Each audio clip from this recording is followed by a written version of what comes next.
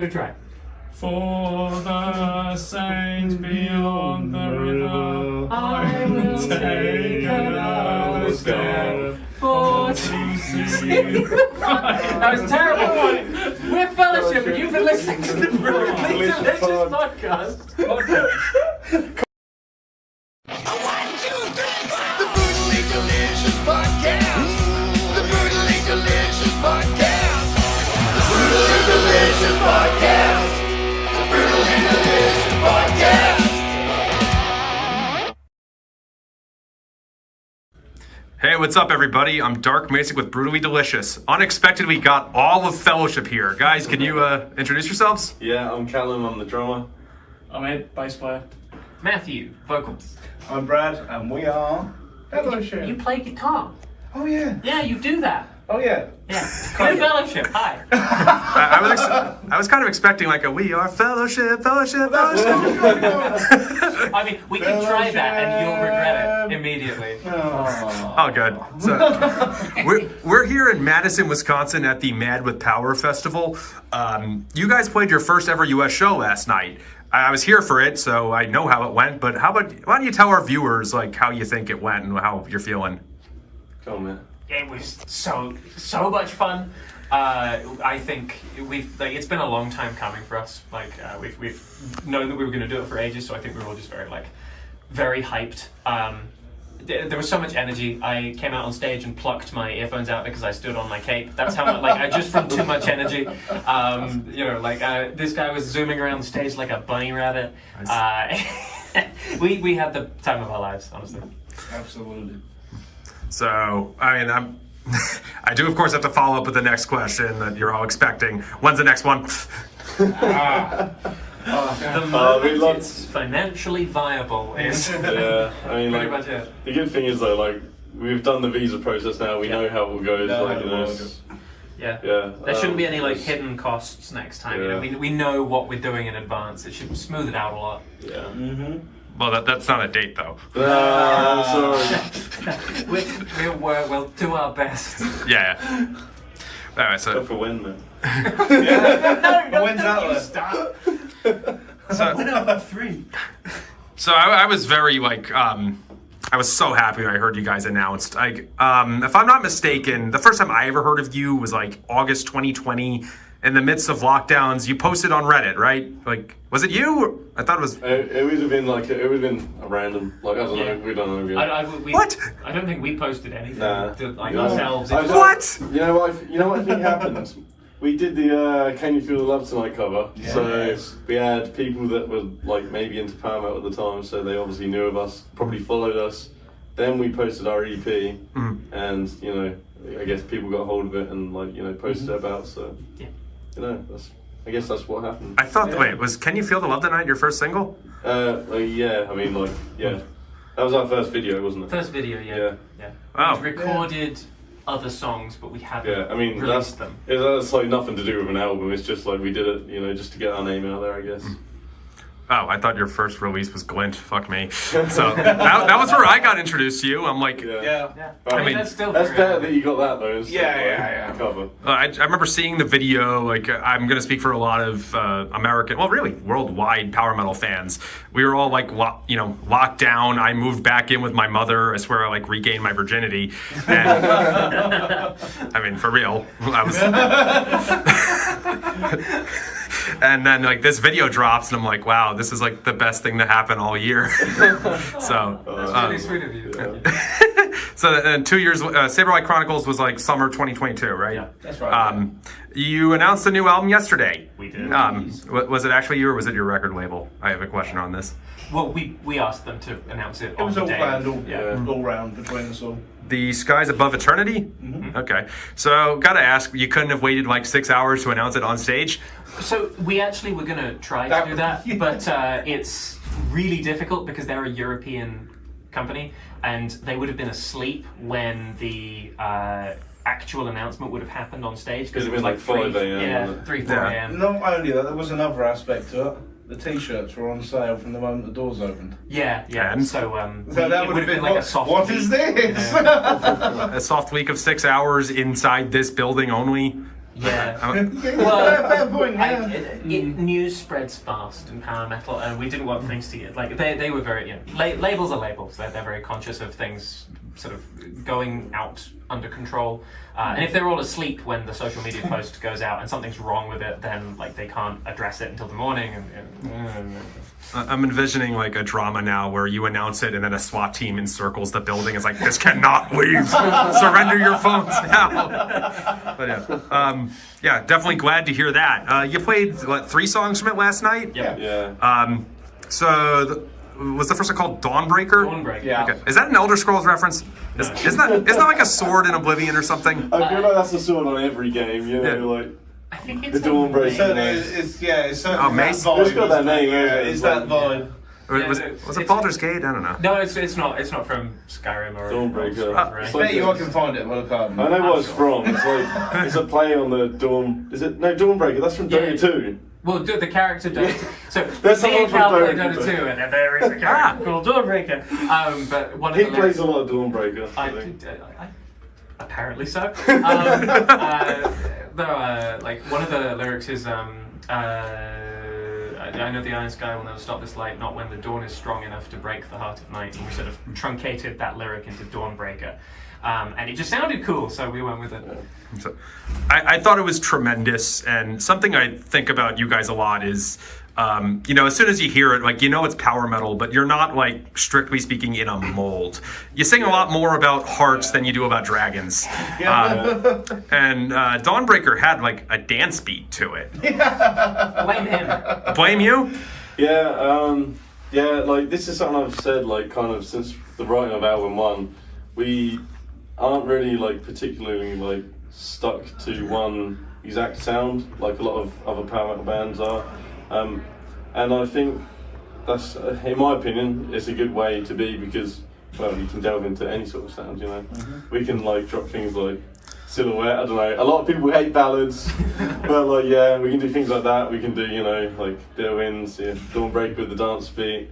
I mean, I feel like album 1 had a good variation of different sounds on it. I'd agree with that. And I feel like album 2 also has the same, so yeah. So yeah, well, what exactly can we expect from it?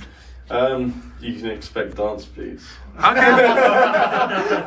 You can, dance beats, double kick, like... That's the caption right there. Yeah, dance beats and double kick, that's it. Cal, we're losing, we're hemorrhaging. We're You're ruining it all. Next you'll say synths. There are no synths. Not like that kind of synth. Well, I mean... Yeah. So, were you worried about, like, you just joked about hemorrhaging fans? Like, I know you're only one album in, and like the Disney cover. Were you worried about alienating anybody? I don't think we were worried, but we very consciously wanted to make a statement with this album. Like, after any, like, successful sort of debut anything, there's always this question of, like, can they follow it up? Are they gonna be are they gonna either are they gonna write something that's like not great, or are they gonna do something that's exactly the same as what was before? And I think we wanted to do neither of those things, and we wanted to write something that was genuinely good and also genuinely like an evolution, like a development. Proper progression. Yeah. I thought it sounded like Fellowship, even though it is like a difference. Yeah. Forgive me for like mentioning another band, but not their second album. But do you guys know like when Ailstorm dropped Tortuga? And like that one, like no, they were what was that like their 6th or 7th album? So at that point, like they were. I think Chris said on Reddit, like we're consciously trying to piss people off with this one. It sounds like it's a bit of a different approach, but still, definitely looking forward to that. So you're doing you're on Epic Fest in April, right? In Denmark? That's right, yeah. And that one again, yeah. Okay, so can we expect to see you on 70,000 Tons of Metal? Oh, we'd love to play it, like, That is the dream. That is the dream, yeah. There's pretty much like, there's only a few places I wouldn't play in the world. But like, I would definitely play Harwich. Yeah, Harwich. There's another place nearby where we live, and yeah, we play there either. But yeah, like seriously, like we'd practically play anywhere in the world, like given the right offer. So yeah. Oh yeah. Well, I'm surprised. Just the phone call. Oh yeah. So I'm trying to put myself back in that 2020 mindset. So like a time traveler comes to me and says, Fellowship plays the U.S. in 4 years. I'm like, that's pretty bold. Most people like need to go a bit longer. But 2, their first show in the U.S. is in Wisconsin, and I'm like, what? Like, it's not like L.A. or Chicago or New York. Were you surprised when that like part of the offer came in, or? I don't think we were. We were very excited. I don't think we were surprised because we'd known Ty for like kind of like maybe a year and a half at this point, and Ty is for anyone who's not acquainted with Ty, Ty is in your words, Cal, the most supportive person in power metal. Oh yeah. And he loves he loves extending opportunities to bands that wouldn't usually get them. And he thought that we had the chops to like pull it off, and we'll be eternally grateful for that faith. Hopefully we did him proud, and brought us over, and like that opens so many doors for us. It means that we've done the US visa process. It means that we've played we have this headline show across the Atlantic to our name, and I think that's a lot of the reason why. So Ty just an absolute superstar. Yeah. So is your upcoming U.S. tour with Words of the Trident? Oh, we wish. That would be nice. It's not. So so you do have someone planned. Sorry. You do have someone planned though. Is that what I'm getting?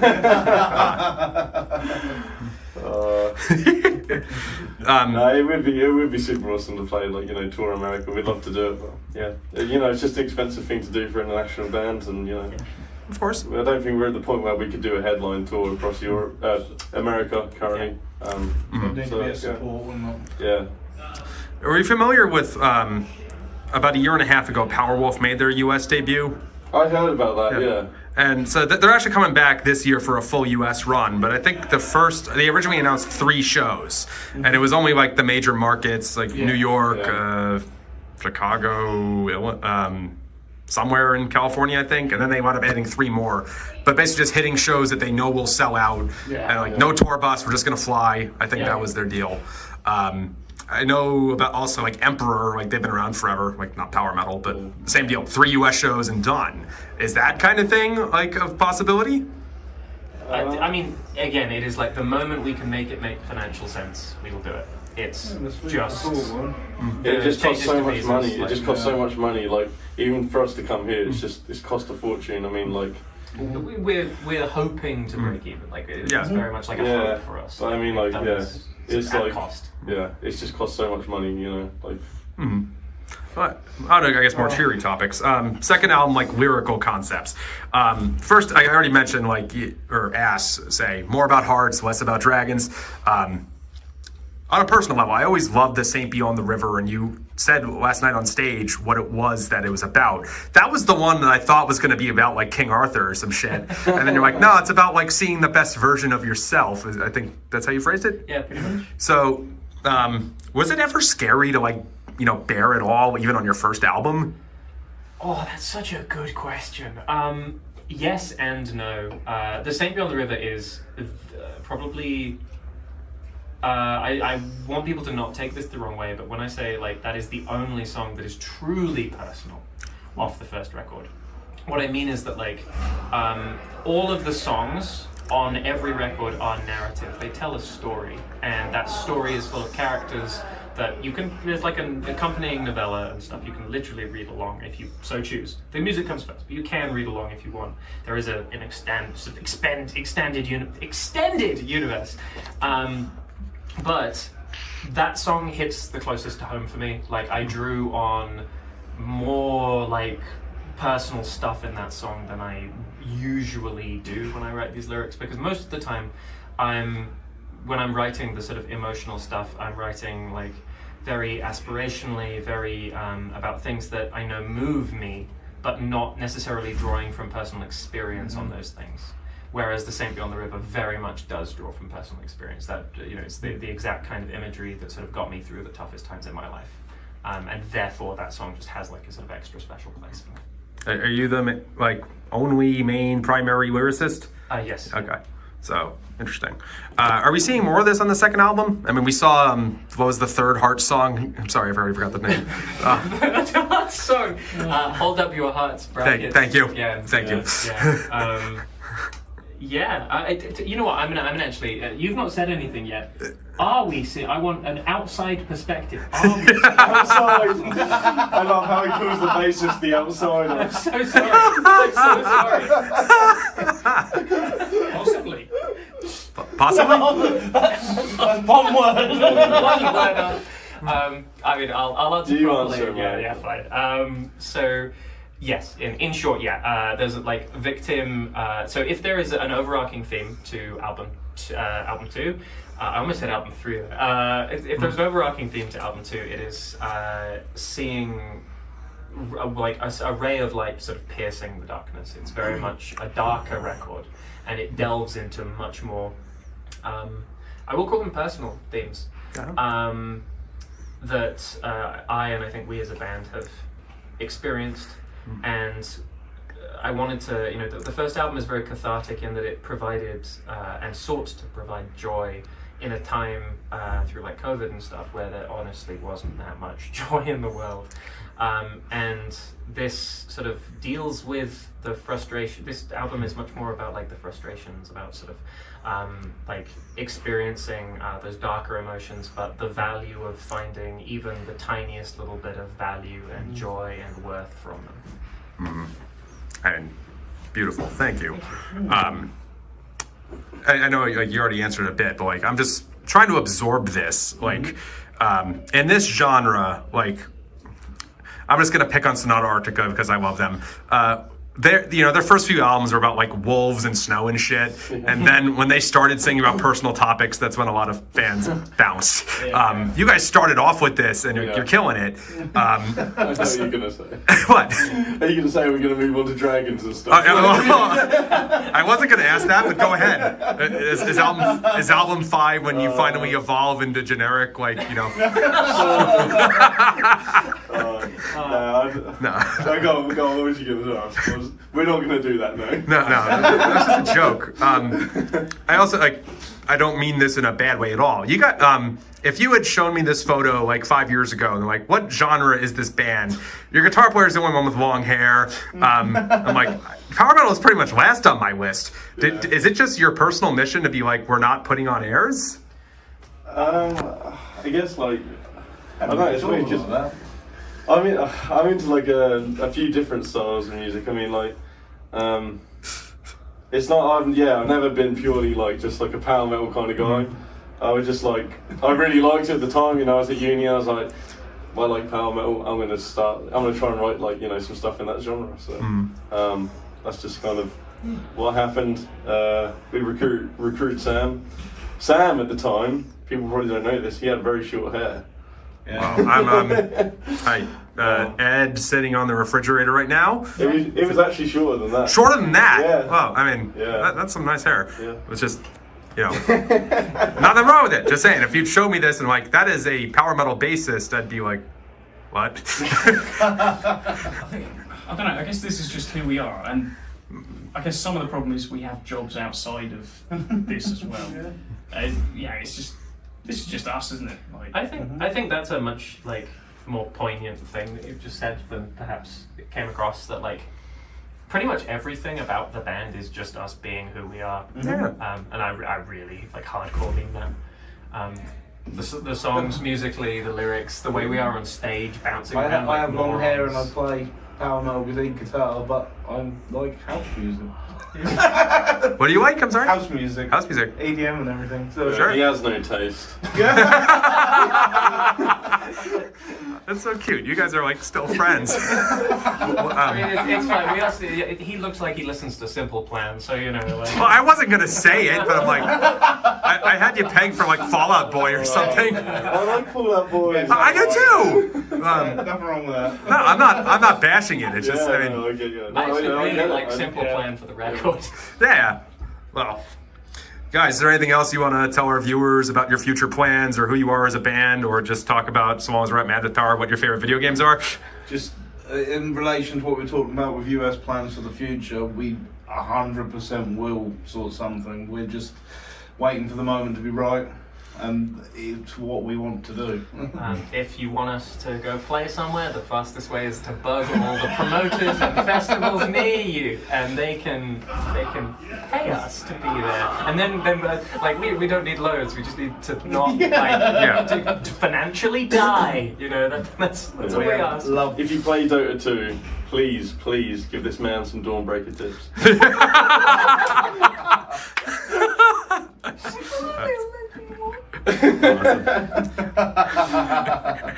Oh, thank you guys so much.